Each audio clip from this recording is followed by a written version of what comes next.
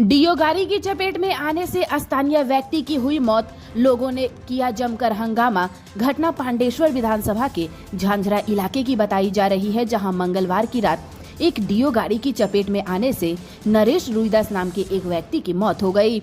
इस घटना को लेकर स्थानीय लोगों ने मुआवजे की मांग करते हुए प्रदर्शन करना शुरू कर दिया। हालांकि काफी देर तक हुई बातचीत के बाद लोगों के मुआवजे की मांग को मान लिया गया, तब जाकर हंगामा शांत हुआ। घटना के बाद पुलिस मौके पर पहुंची और शव को कब्जे में लिया और फिर पोस्टमार्टम के लिए भेज दिया। वहीं दूसरी तरफ इस घटना को लेकर पांडेश्वर के पूर्व विधायक जितेंद्र तिवारी ने अपने सोशल मीडिया पर पोस्ट करते हुए पांडेश्वर के विधायक पर तंज कसा और मृतक के आश्रितों के लिए मुआवजे की मांग की।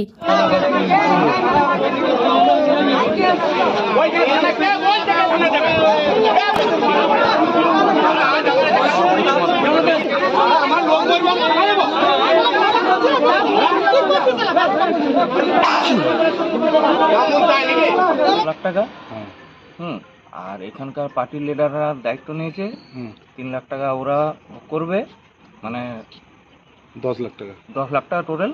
আচ্ছা 3 লাখ টাকা পার্টি দেবে। আচ্ছা আর প্রতি মাস যতদিন না আমার ভাগ্নের বয়স হয়েছে হ্যাঁ সেই ততদিন ওরা 10,000 করে পার্টি ভোগ করে দেবে। ওটা পার্টি দেবে, পার্টি পক্ষ থেকে তৃণমূল কংগ্রেস পার্টি। হ্যাঁ পার্টি ফান্ড, পার্টি ফান্ড। আর কি নাম তোমার? আমার সুরেশ রুইদাস। আর এই জামাইয়ের নাম কি ছিল? নরেশ রুইদাস। কত বয়স ছিল? 40। আমরা চাইছি এটার ফয়সালা চাকরি চালা। থানা কি বলছে? থানায় বলছে ফয়সালা হবে, থানায় কিন্তু ফয়সালা হবে না, এটা বেকার হয়ে যাবে।